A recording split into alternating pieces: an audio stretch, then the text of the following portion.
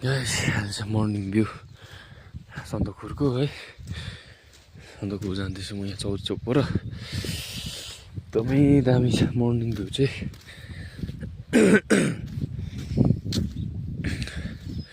Weather दिन सब दामी छ आज, एकदमै दामी।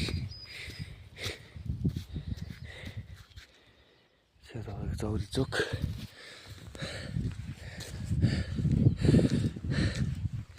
हिजो चाहिँ केही देखेको थिएन है, दिनले गर्दा पुरा फगी थियो है।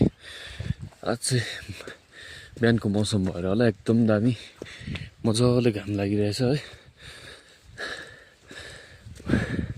मेरो चाहिँ गाडी माथि नै छ सन्दकपुरमा, म चाहिँ हिजो हिँडेर आएको है।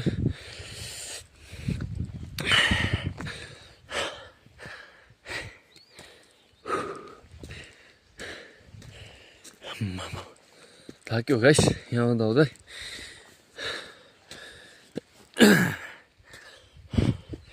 त्यो माथि चाहिँ डाँडा चाहिँ,